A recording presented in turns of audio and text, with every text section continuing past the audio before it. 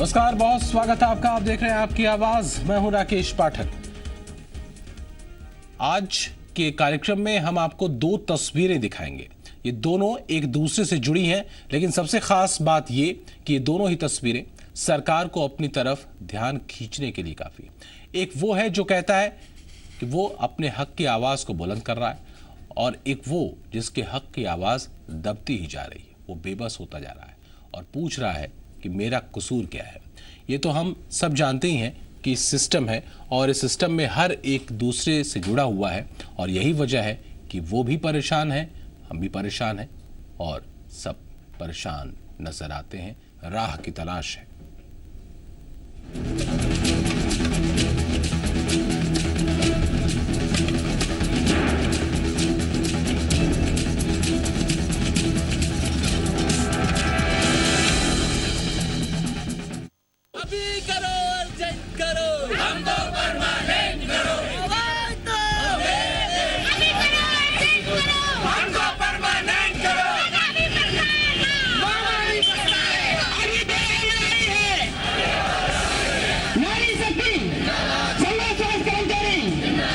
मध्य प्रदेश में संविदा कर्मचारियों की हड़ताल की वजह से प्रदेश भर में मरीजों की हालत बद से बदतर होती जा रही है। एक तरफ स्वास्थ्य कर्मियों की मांगे हैं जिन्हें वो किसी भी शर्त में पूरा कराने पर लगे हैं, तो दूसरी तरफ सरकार, जिसकी तरफ से कोई औपचारिक हल तलाशने की कवायद तेज होती नहीं दिख रही। आपको अब हम अलग अलग शहरों की तस्वीर दिखाने जा रहे हैं। इन तस्वीरों में आपको हड़ताली स्वास्थ्य कर्मी अपनी मांगों को लेकर दिखेंगे, और दूसरी तरफ मरीज बेबस नजर आएंगे। ये तस्वीर है राजगढ़ की। यहाँ प्रदेश के NRHM संविदा स्वास्थ्य कर्मियों की आवाज में आवाज मिलाकर जिले में भी कर्मचारियों ने काम बंद हड़ताल कर दिया। ये प्रदेश सरकार के खिलाफ नारेबाजी कर वेतन वृद्धि और अस्थायी HR पॉलिसी के साथ ही अन्य महिला कर्मचारियों के सामान मैटरनिटी लीव की भी मांग प्रमुख रूप से रख रहे हैं। परमानेंट वर्कर्स के लिए तैयार की गई है चाइल्ड केयर लीव, जो कि उन्हें 2 वर्ष के लिए दी जाएगी, जब तक हमारा बच्चा 18 वर्ष का ना हो। तो केवल जो परमानेंट माताएं हैं वही माताएं और वही बच्चे पैदा कर रही हैं। हम लोग माताएं नहीं है, उनके साथ और हमारे साथ इतना दुर्व्यवस्थापूर्ण व्यवहार क्यों किया जाता है? साथ में वेतन वृद्धि की जाए। ये तो हड़ताल पर है, और हॉस्पिटल के मरीज परेशान होकर इनके हड़ताल स्थल पर घूम रहे हैं। अब ये तस्वीर टीकमगढ़ की है।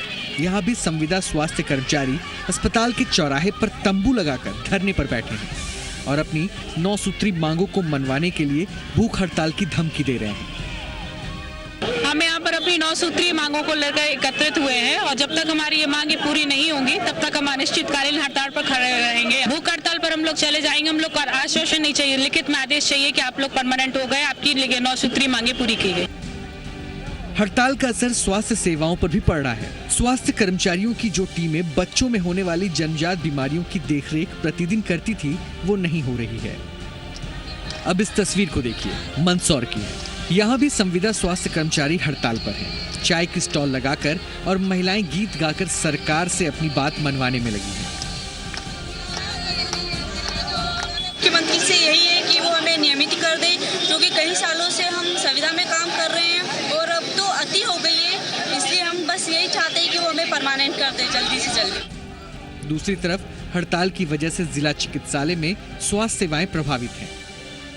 NRC में तथा अपने यहाँ पर पैथोलॉजी के अंदर तथा TB के अंदर मोस्टली ये लोग संविदा नियुक्ति वाले कर्मचारी हैं, और इनके हड़ताल के कारण यहाँ पर काम प्रभावित हुआ है, परंतु अल्टरनेट व्यवस्था हम लोगों ने करी है। अब ये तस्वीर छतरपुर की है। यहाँ भी 9 सूत्री मांगों के साथ संविदा कर्मचारी 4 दिनों से हड़ताल पर हैं, और इस वजह से जिले के अस्पताल की हालत बेहद खराब हो गई है। मरीजों को इलाज के लिए यहाँ वहाँ भटकना पड़ रहा है। पट्टी लगी, टैक्सी बदल गई। अभी तक कोई आया देखने आपको? ये नहीं आया। जो सुबह आए थे सुबह लगा दी थी, और सुबह कल शाम का एक बोतल चढ़ा था उसके बाद 65। तो अभी आप कहाँ जा रहे हैं? आप जाए अपने घर जाए। ये तो हमने चंद जगहों की तस्वीरों से आपको जोड़ने की कोशिश की है। सच तो ये है कि इस तरह की तस्वीरें कई और भी जगह से हैं। हम ये नहीं कहते कि अपने हक की बात नहीं करनी चाहिए, लेकिन ये जरूर है कि अपनी आवाज उठाने का आपका तरीका क्या है, क्योंकि कहीं ना कहीं सरकार के खिलाफ संविदा स्वास्थ्य कर्मचारियों की लड़ाई से सबसे बुरा हाल इलाज के लिए भटकते लोगों का है। ब्यूरो रिपोर्ट, जी मीडिया।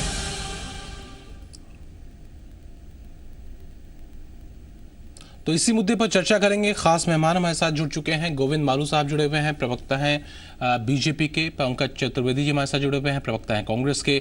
सौरभ चौहान साहब हमारे साथ जुड़े हुए हैं, प्रदेश अध्यक्ष हैं संविदा स्वास्थ्य कर्मचारी संघ के। बहुत स्वागत आप सभी लोगों का। सबसे पहले तो सौरभ चौहान जी, मैं आपके पास आऊँ कि ये जो मांगे हैं उसके बारे में तो हमने आप सुना, और जाहिर सी बात है बहुत सारी पॉइंट्स ऐसे हैं जिस पर कि लगता है कि बहुत संवेदनशीलता के साथ विचार किया जाना चाहिए।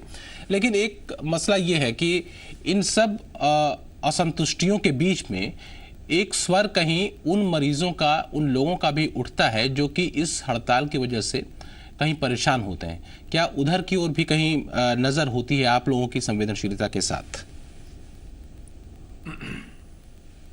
जी, हमारी बिल्कुल संवेदनशीलता मध्य प्रदेश की जनता के साथ है। हमारा पहला उद्देश्य ये है कि हम समाज को अंतिम छोर तक गांव के सेवा दे सकें। हमारी स्थिति ये है कि हम उद्देश्य हमारा हड़ताल करना बिल्कुल नहीं था। हमने इस वर्ष 10 बार पत्राचार किए हैं, 4 बार माननीय मंत्री महोदय से, आला अधिकारियों से मुलाकात करके निवेदन किया है, अनुरोध किया है।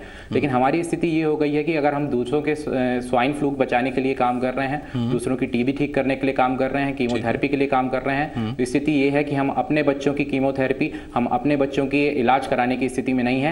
हम स्वयं अगर स्वाइन फ्लू से पीड़ित हो जाएं तो सरकार का या स्वास्थ्य विभाग में रहते हुए हम दूसरों का स्वास्थ्य ठीक कर सकते हैं, लेकिन अपना स्वास्थ्य ठीक कराने के लिए अपनी माँ जो हमारी कोमा में अगर किसी की चली गई है तो वो अपनी माँ का इलाज करने के लिए आज ऐसी स्थिति में नहीं है कि हम छुट्टी लेकर के अपनी माँ को देखने भी जा सकें। तो ऐसी स्थिति, इतनी संवेदनशीलता, इतनी निष्ठुरता सरकार को मुझे लगता है नहीं करनी चाहिए। जो स्वयं दूसरों के स्वास्थ्य सुधारक, स्वस्थ समाज, स्वस्थ मध्य प्रदेश की कल्पना सरकार साकार कर रहे हैं, वो स्वयं आज अपने स्वास्थ्य तक के लिए वंचित है। ये बहुत अहम पॉइंट है, और इसी पॉइंट से गोविंद मालू साहब मैं आपके पास आऊँगा। दोनों ही पक्ष हैं।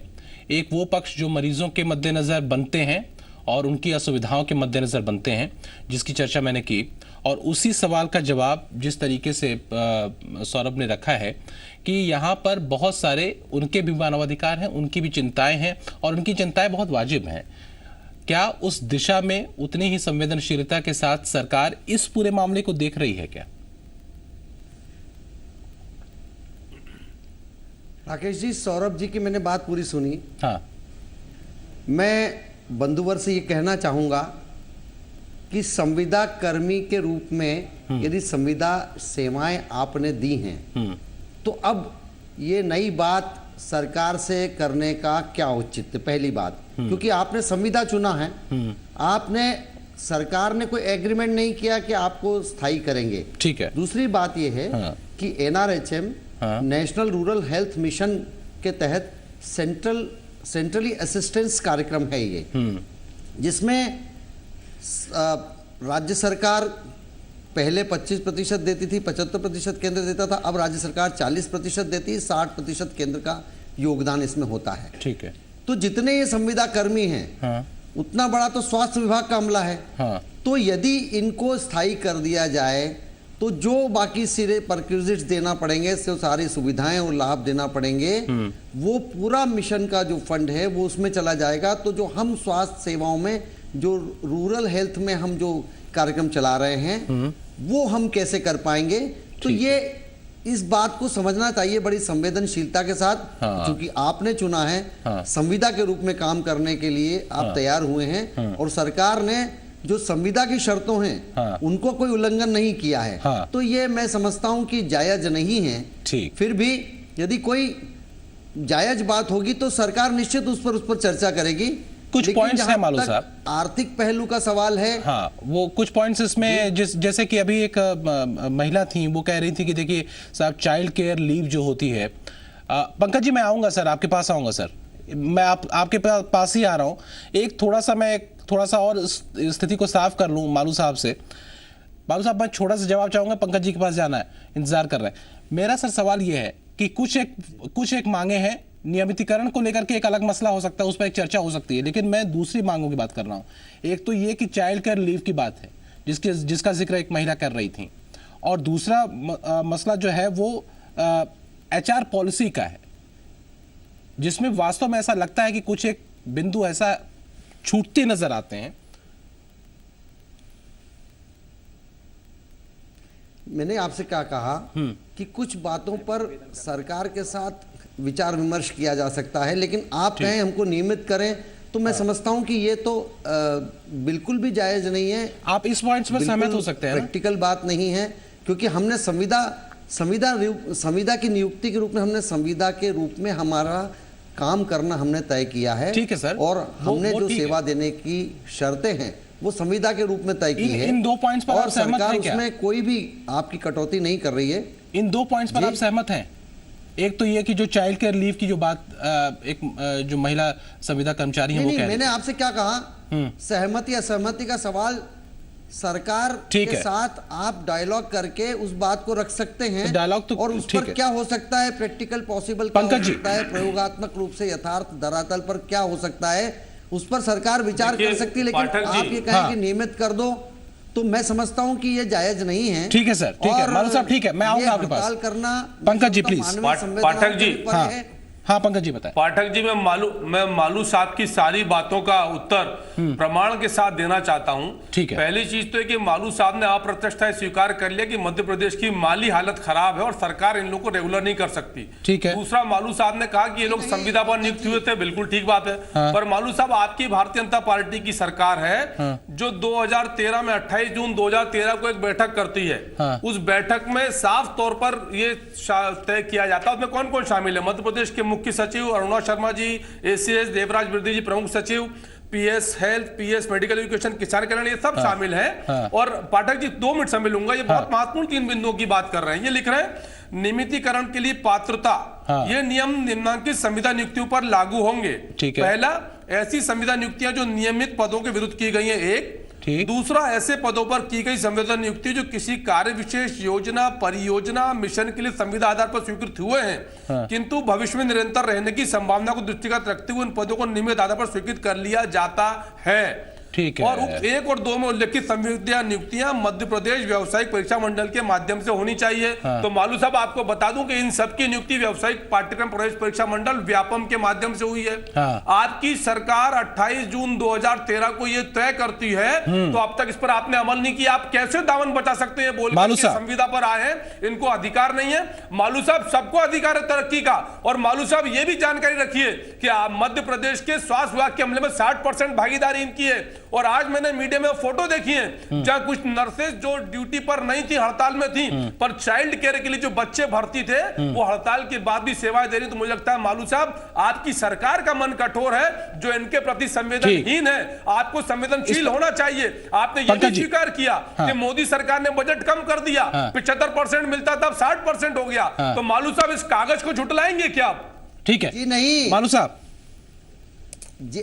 पंकज जी, पहली बात तो मैं निवेदन करना चाहता हूं, जो सर ने अभी ये बात करी है, वाबस्ता नहीं हूं कि आपने ये कहा। सर प्लीज 1 मिनट सर, आपने ये कहा कि माली हालत खराब है। सर अब 1 मिनट सुनिए मालू साहब, मेरा देखिए, मेरी बात सुनिए। एक निवेदन सर सुन लें कि भारत सरकार राष्ट्रीय स्वास्थ्य मिशन के भारत सरकार के ज्वाइंट सेक्रेटरी अमित मोहन प्रसाद जी का 2011 में एक आदेश आया था समस्त ज्वाइंट सेक्रेटरी के लिए, जिसके तहत कहा गया था कि अगली 12वीं पंचवर्षीय योजना में 5 वर्षों के अंदर अंदर नियमितीकरण कर देना चाहिए एनआरएचएम के कर्मचारियों को, जिसके तहत राजस्थान ने 2011 में नियमित के विरुद्ध संविदा जितने पद थे उनके नियमितीकरण की प्रक्रिया चालू कर दी। जम्मू कश्मीर का मेरे पास ऑर्डर रखा हुआ है 2015 का, जिसके तहत 7 साल की सेवा करने वाले राष्ट्रीय स्वास्थ्य मिशन के कर्मचारियों को नियमित किया जा रहा है। मेरे पास ऑर्डर रखा है झारखंड सरकार का, मेरे पास आदेश रखा है हिमाचल प्रदेश राज्य स्वास्थ्य मंत्री का। ये सारे आदेशों के मैं जिनकी बात कर रहा हूं वो भारत सरकार के तहत दिए गए 2011 के डायरेक्शन के बाद नियमितीकरण की प्रक्रिया अन्य राज्यों में चालू हो गई। झारखंड ने अभी अपना स्टेटमेंट दिया है, प्रेस रिलीज की है। तो आप ये नहीं कह सकते, मुझे लगता है कि भारत सरकार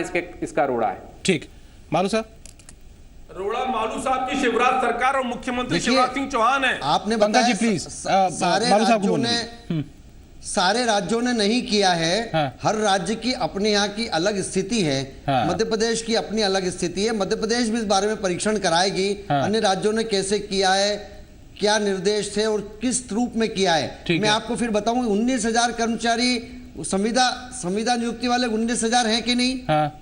19,000 स्वास्थ्य अमला है। हाँ। तो ये सारे के सारे यदि मर्ज हो जाएंगे तो सैलरी कहां से देंगे?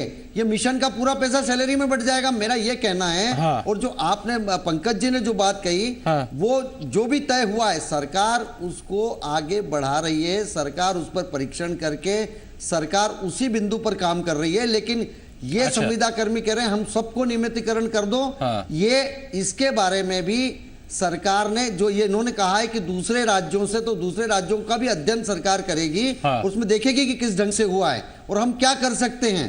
क्योंकि मैंने आपको बताया ये मिशन है, ठीक है। और ये मिशन है और ये गैप फिलिंग कार्यक्रम है। हाँ। उसके अंतर्गत इनको जो काम दिया गया है, जिस संविदा के रूप में उनकी नियुक्ति हुई है, उसमें सरकार ने कोई भी कॉन्ट्रेक्चुअल कोई भी उनके साथ नाइंसाफी नहीं की है, ब्रीच ऑफ कॉन्ट्रैक्ट नहीं किया है। ठीक है, इसलिए ये नई नई डिमांड अगर आप रखेंगे ये तो मैं थोड़ा समझता सा हूं कि हम जो स्वास्थ्य सेवाएं देना चाहते हैं और जो जनता तक हम लोगों को पहुंचाना चाहते हैं, राज्य के और जिस मिशन का जो लक्ष्य है वो भी बाधित होता है। हमारे साथ कोई संवेदनशीलता नहीं रखी जाती सर। हम अधिकारी के मूड पर नौकरी कर रहे हैं और 12-13 वर्षों से कर रहे हैं। मैं आपको बताना चाहूंगा कि हमको आपकी ही सरकार के 127 विधायकों का समर्थन पत्र प्राप्त है, 7 सांसदों का समर्थन पत्र प्राप्त है, जिसमें सीधे सीधे माननीय मुख्यमंत्री महोदय जी से अनुरोध किया गया है कि हमारी मांगों पर गंभीरता से ध्यान करते हुए नियमितीकरण किया जाए। कन्वर्सेशन हुआ ना विधायकों और 7 सांसदों की बात भी प्रदेश सरकार के आला अधिकारी क्यों नहीं सुन रहे हैं? सौरभ चौहान, ये आपने कन्वर्सेशन किया? 28 जून 2013 का पत्र है। आपकी सरकार ने इस पर क्या किया, उत्तर दे दीजिए।